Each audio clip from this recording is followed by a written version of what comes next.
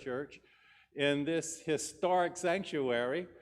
For those that are joining us via the internet, we welcome you to this historic sanctuary as well. Several things I'd like to share with you. First of all, I'd like to say thank you to the team that does the live stream. They've been doing a really good job with that, and we appreciate them. If you've got a desire to want to be a part of that and get trained to do it, we'd be more than happy to do that so that you can fill in when it's needed. I need to say thank you to Pam, too. They make sure that we have great flowers on the altar every Sunday morning. And the other thing that I would say, you may have read this in the newsletter, but after the songs that I picked last week that nobody knew any of the words to, I picked some very familiar ones this week so that we could all join together and sing those. The other thing is that there's some cards in the narthex. We're going to have this big blowout on September 5th where we're going to have the Waffle House food truck come and do waffles, and we'll have a worship service on the lawn at 8:30 that morning. So if you want to come to the early service and do worship with us on the lawn and then stay for breakfast at 9:30, do that. If you want to come for breakfast at 9:30 and come to the 11 o'clock worship service, then do that too. But please do take the opportunity to join us for that celebration. We've always had such a great time when we do an outside worship. Is there anything else that I need to make sure is announced today? Then let us pray. Lord God, we do gather together to seek the Lord's blessing, and our prayer is that you would pour out your Holy Spirit in this place. Lord, that we might know your presence, and that we might praise you in spirit and in truth. And our prayer is that as we lift you in praise, that we might feel the blessing of worship, that we might feel the blessing of fellowship.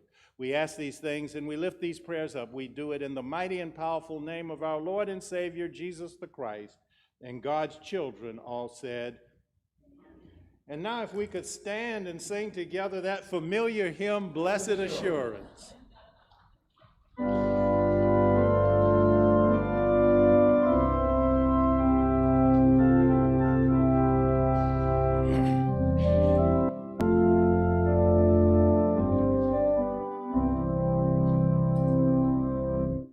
Blessed assurance, Jesus is mine. Oh, what a foretaste of glory divine. Heir of salvation, purchase of God, born of his Spirit, washed in his blood. This is my story. This is my song, praising my Savior all the day long. This is my story, this is my song, praising my Savior all the day long. Perfect submission, perfect visions of rapture now burst on my side. Angels descending bring from above echoes of mercy, whispers of love. This is my story, this is my song, praising my Savior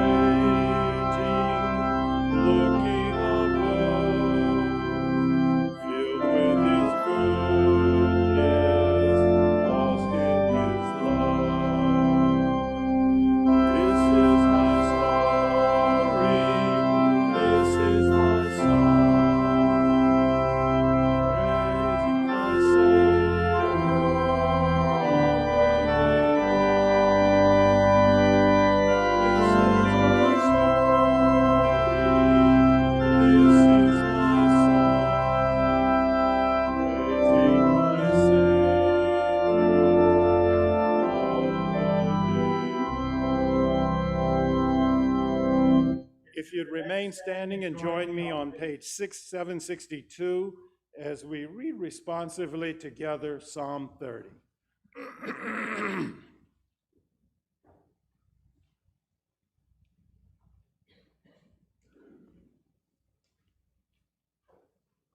Page 762.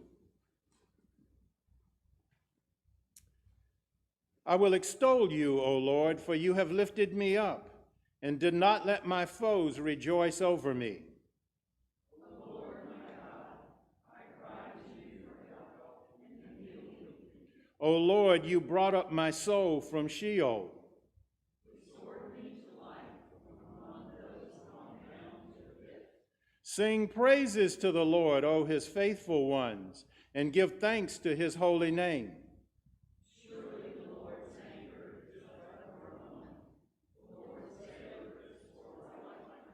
Weeping may tarry for the night, but joy comes with the morning. As for me, I said in my prosperity, I shall never be moved. By your favor, O Lord, you established me as a strong mountain. You did your praise, I was dismayed. To you, O Lord, I cried, and to the Lord I made supplication.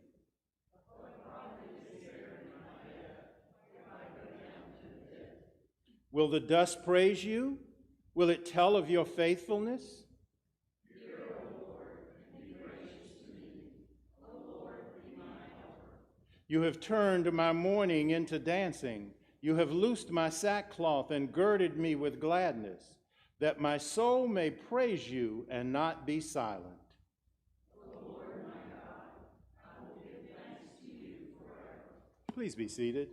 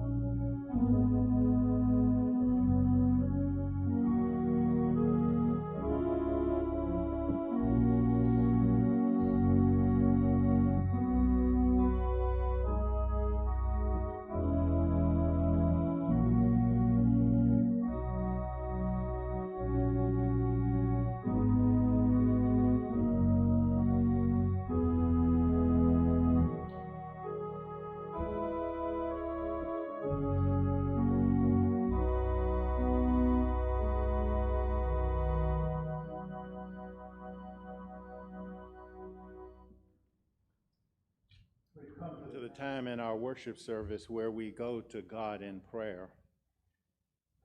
And for just a few brief moments, let us just be silent and lift up our prayers, and then we'll pray together.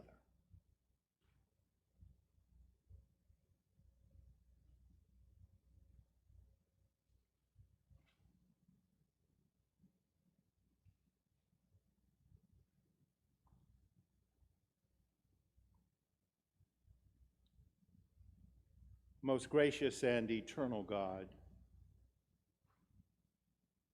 In these moments of silence, we lift up our every thanksgivings to you. Lord, we start by saying thank you that you touched each and every one of us and woke us up this morning.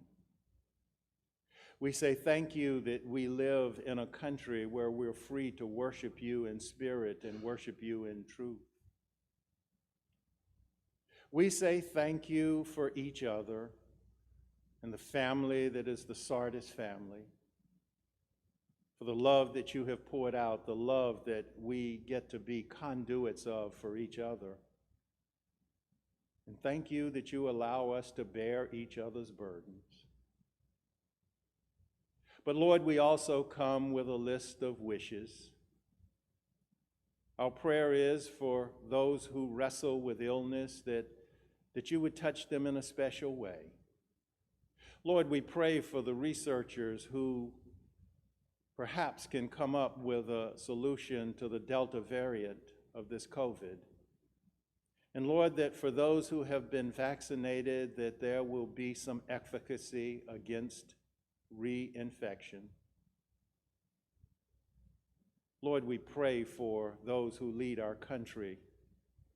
The scripture says that we should hold them up, and we hold them up. But our prayer, Lord, is that they might come to a knowledge of you, and that instead of looking at each other as adversaries, that they might understand that we are all on one common bond, that we might once again be one nation under God. Lord, we pray for our church, a church that's mired in conflict. The lightning rod seems to be the issue of human sexuality, but it's much deeper. It's the authority of Scripture. And Lord, your word says that in all ways we should acknowledge you and you will direct our paths. We ask that you would give us the mind and the heart to do that. Lord, we pray for this congregation and we thank you for the fellowship and the friendship that we share here, the impact that this church has in this community. And Lord, may it ever be so. Since the year 1812, this church has been camped on this hill and provided a light in this community. May it ever shine.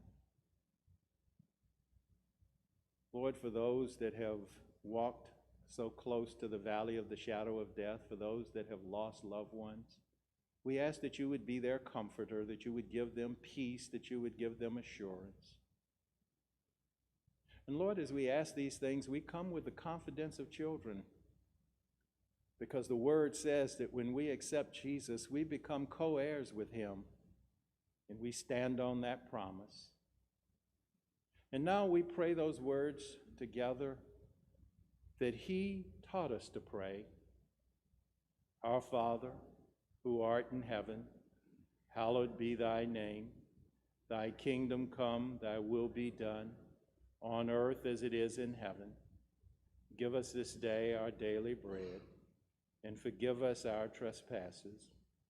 We forgive those who trespass against us. And lead us not into temptation, but deliver us from evil. For thine is the kingdom, and the power, and the glory forever. Amen. Once again, I'd ask you to stand, and we're going to sing another hymn, and we'll sing through this one twice, Jonathan. Something Beautiful. Number 394.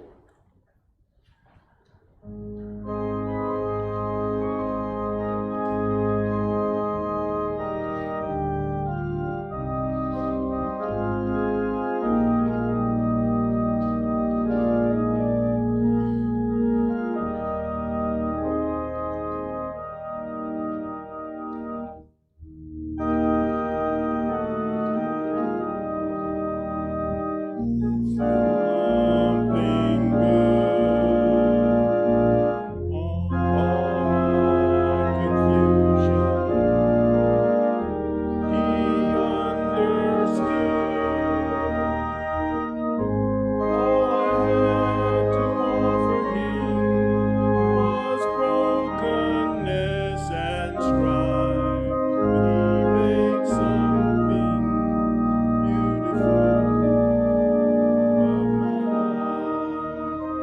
try it again.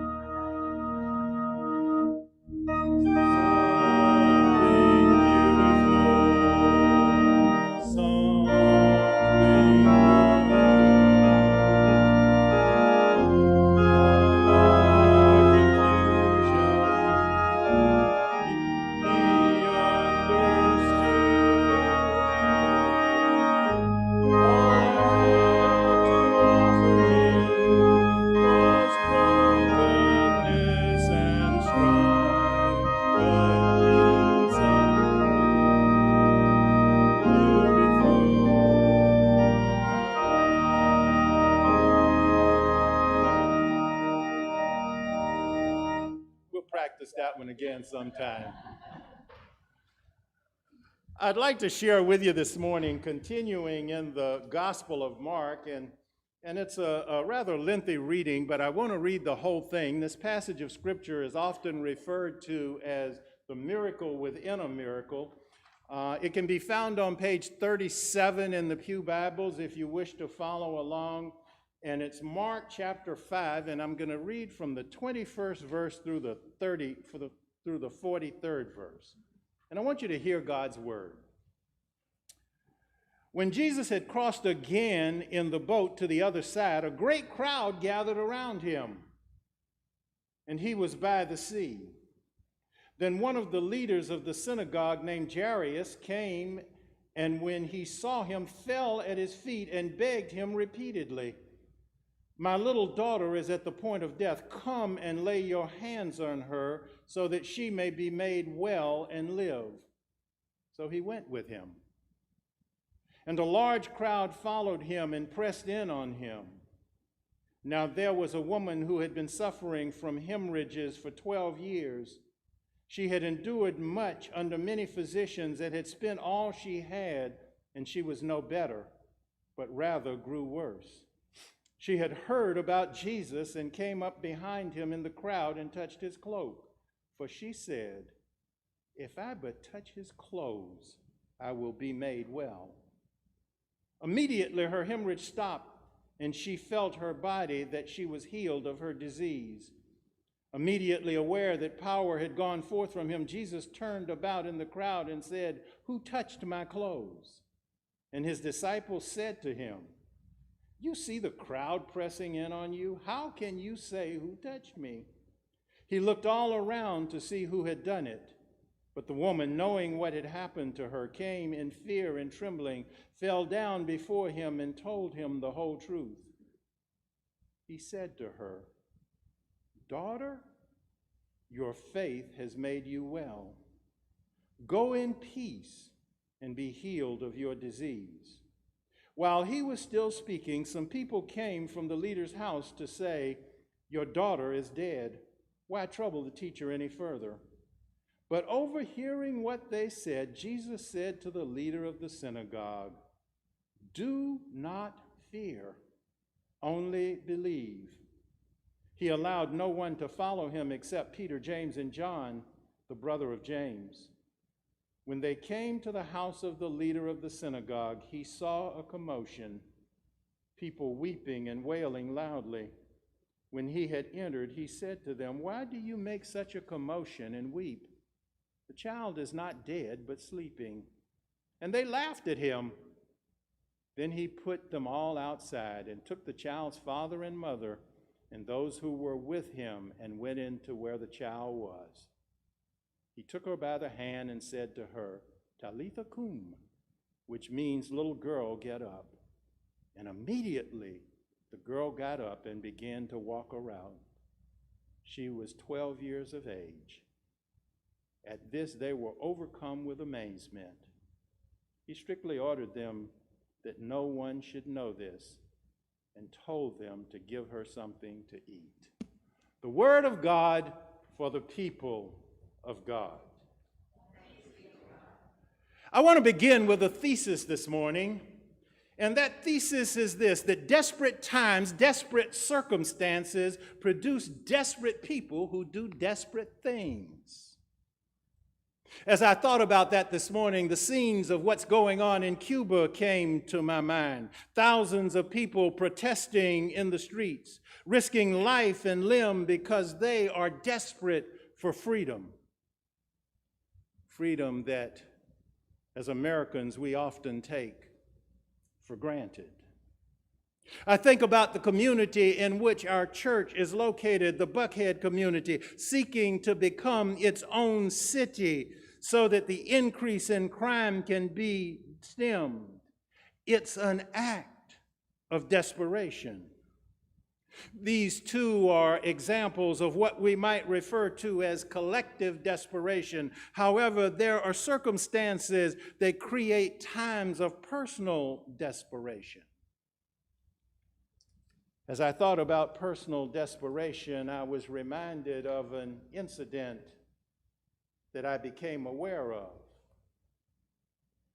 My mother was a social worker who worked for the Department of Family and Children Services in Savannah, Georgia. And on one occasion, I remember being at home with her and the telephone rang, and it was about one of her clients who had been arrested.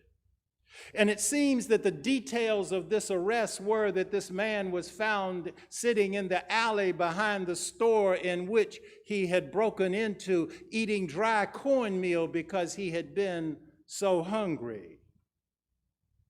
His hunger had driven him to the extreme action of breaking into that store. His was a picture of personal desperation. And as that picture came to my mind, there's a song, and I'm about to get out of my comfort zone. There's a song that came to my mind. It was an Elvis song about a little boy born in the ghetto, and there are these words in the song. Then one night in desperation, the young man breaks away. He buys a gun and he steals a car and he tries to run, but he don't get far, and his mama cries. And as a crowd gathers round, an angry young man face down in the street with a gun in his hand in the ghetto. It paints a picture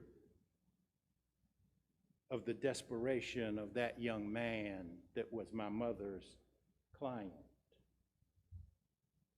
They also describe the desperation of many that we hear about in the news every day. And the truth of the matter is that if we think about it, at some point in time, it may not have been a physical ghetto, but each and every one of us have been in a ghetto of our own at some point in time. In our scripture this morning, we encounter two desperate individuals who have very little in common. They occupy the opposite ends of the economic, social, and religious spectrum. One was a man, the other a woman. One was wealthy, the other one destitute. One was respected, one rejected. One honored and one shamed. One leading in the synagogue and the other excommunicated from the synagogue. One with a 12-year-old child and the other with a 12-year-old malady. He is walking in distinction and she is walking in pollution. One living in mansions like the McMansions that we see in Buckhead or in the gated communities of Milton, and the other one living in a shanty that we might find in Cabbagetown. The only thing that these two persons share in common is that they both have heard about Jesus. They both are desperate for healing, and they both have run out of options. Interestingly enough, I thought about this. One has a name and the other one doesn't. We know the name Jairus, but the other one is simply an unnamed woman. The words of Andre Crouch in a song entitled "The Hymn of Garments" sum up the desperation that both Jairus and the unnamed woman are feeling. I tried all I could, he said, and nothing seemed to do any good. And then one day I heard Jesus was passing by, and I decided to give him a try. Mark's dovetailing of these two stories of two such dissimilar individuals reveal this for us, that gender, ritual purity, holding religious office, or wealth provide no advantage in approaching Jesus. In this narrative, each of them risk much as they approach the Lord. For the woman, she's risking death. Let me make sure you understand this was a different time, a different culture, and her ability to make those around her unclean simply by touching them meant that she could have been stoned. And yet her seed, her mustard seed of faith, tells her that it's worth the risk. Jairus, on the other hand, is risking his respect and his reputation. You see, as a leader in the synagogue, he would have viewed Jesus as a heretic for some period of time. And yet, in his desperation, he lays his prejudice down. He threw himself at the feet of Jesus, the scripture says, laying his dignity down, laying his pride down. His mustard seed of faith says to him, it's worth the risk. This unnamed man, this unnamed woman, and this man of distinction have forgotten everything except that they want and need the help of Jesus. And each one of these got more than they expected. Once again, and you've heard me say this, we often fall trap to the translators, victims to the translators. The Bible says that she came seeking healing in her body, and while she got that healing, the words of Jesus, "Daughter, your faith has made you well. Go in peace and be healed of your disease," reveal so much more. The word that we translate healed in Greek actually means salvation. The word translated well means that she has come into a right relationship, not only with society, but with God as well. You see, the woman came looking for healing from disease, and she got healing from sin as well. This woman came looking for physical life, and she got life eternal. Jairus, the leader of the synagogue, came looking for healing for his daughter, and what he got was resurrection. I want you to think about this. One of the first people to ever see the power that Jesus had over death. Once again, as I've said before, I believe that there's nothing in Scripture that's there by accident. Everything that's there is there to instruct and help us. And for me, these words that he said, "Talitha cum," little girl, get up, are words that each of us ought to expect to hear on that day of great resurrection. Well done, thou good and faithful servant. Get up. Words of promised resurrection. And that brings us to a question. What does any of this, what's going on in Cuba, what's going on with this passage of Scripture, what does it have to do with us? I submit to you today that in some way each of us is the unnamed woman. I submit to you today that in some way each of us is Jairus. And most, if not all of us here at some point in time in our life have experienced what we would consider desperate circumstances. It may have come as some sort of physical pain. In today's world, we find those who struggle with financial conditions, they're desperate. Perhaps some of you have had to deal with a grave illness, yours or that of a loved one. There's the desperate need of broken relationships, broken marriages, wayward children. You know, it's interesting, as I think about these desperate circumstances, I can share with you that on occasions in my life, I've been down that road. I've wrestled with many things in my life, and as I wrestle with them, at some point in time, I have a tendency to hang on to the circumstances. You know, you take them to the foot of the cross and you pray, but you never really leave them there. Here's a picture for you. You know, it's like a bag of rocks that you have slung over your shoulder, and you come down to the altar and you put that bag of rocks at the foot of the cross. And you pray and you say to God, you take this.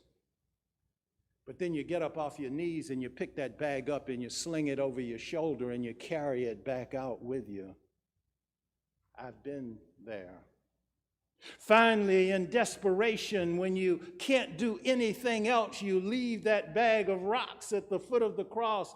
And then the peace of God that floods your mind and soul is incomparable. And you want to sing those words of the song, like I come to the garden alone, and the voice I hear falling on my ear, none other has ever known.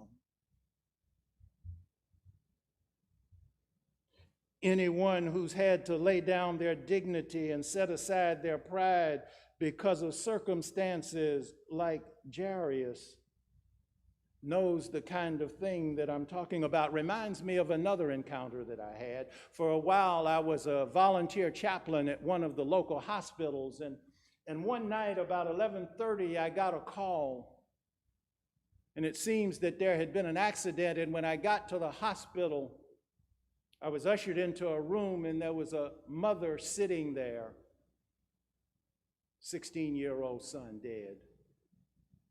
And as we sat there and prayed together, I found out that the father was not able to be contacted because he was on their private jet on his way home from the West Coast.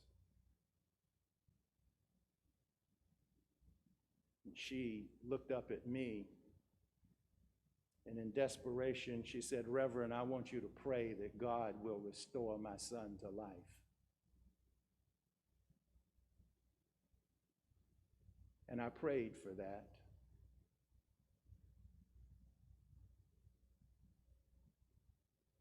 I think that in those moments that we spent together,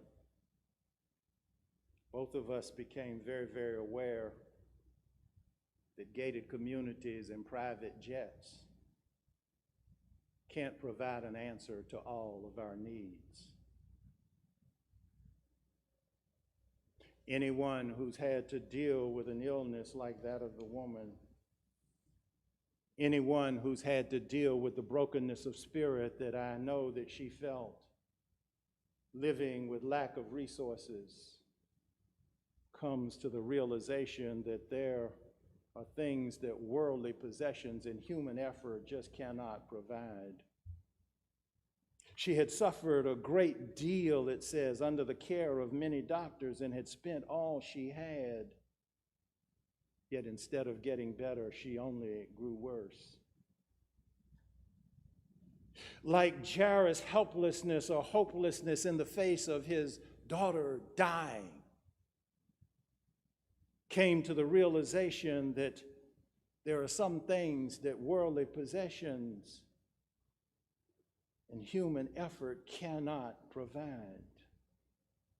Last week I preached a sermon, and it was talked about the Extreme Makeover Jesus edition. And what we see in this passage of Scripture today is a continuation of the power that Jesus has to transform lives, to do extreme makeover. One preacher, Van Stone, says it very well. As he moves about, Jesus leaves behind him a trail of transformed scenes and changed situations, transformed lives. Fishermen no longer at their nets, sick people restored to health, critics confounded, a storm stilled, hunger assuaged, a dead girl raised to life. You see, Jesus' presence is an active and instantly transforming presence. He's never the mere observer in the scene or the one who waits upon events, but always the one who transforms the scene. All of this that I've said has allowed me to come to the realization of something, that all of my problems, all of them have at least one thing in common. They're mine. I'm the common denominator in all of my problems. But even more profound, I have come to the realization that I don't have any problem that Jesus cannot solve. The story in today's scripture ends like this. The little girl is spared death for now, but she's not been given a total reprieve. She will see death again. The woman has been healed for now, but she will face new ailments as she grows older. However, the lesson that we learn from their experiences and some of the experiences in our own lives is that faith is able to hold on in the face of death, knowing that God has conquered death in the resurrection of Jesus Christ. So here's where it leads us. Here's the answer for desperate people in desperate times, desperate people with desperate circumstances. Worldly possessions and human effort can't heal the deep wounds of abuse, but Jesus can. Worldly possessions and human effort can't deliver you from temptation, but Jesus can. Worldly possessions and human effort can't bring peace that passes understanding, but Jesus can. Worldly possessions and human effort can't overcome addictions, but Jesus can. Worldly possessions can't cause you to love your neighbor and pray for your enemies, but Jesus can. If this doesn't convince you, here's the clincher. Worldly possessions didn't hang and bleed and die on Calvary for your sins, but Jesus did.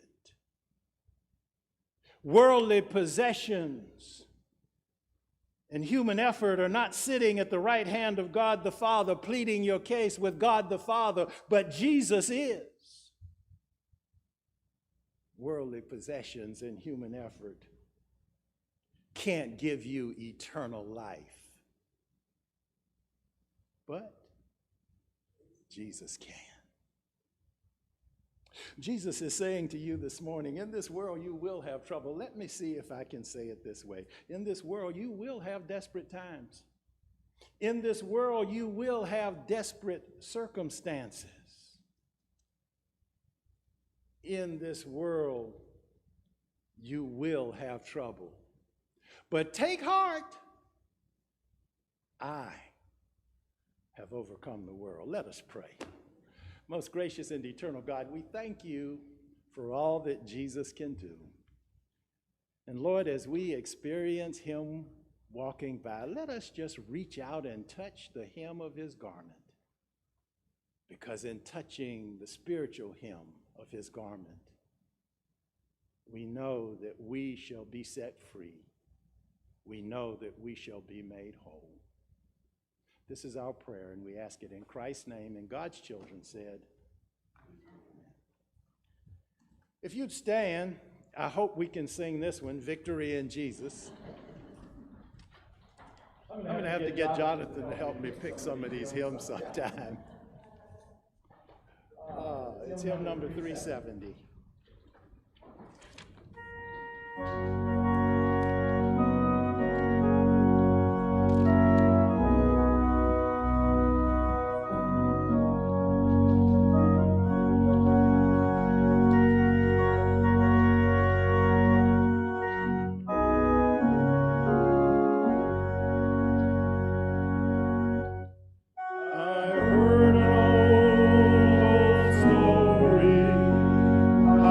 Savior came from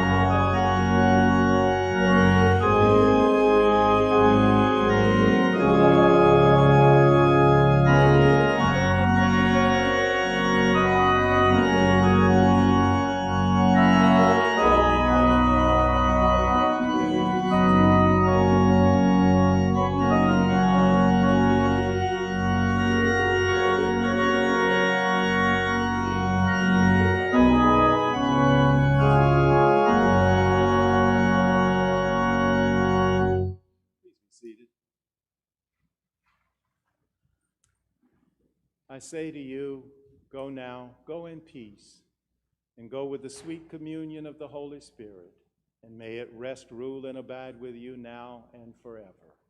Amen.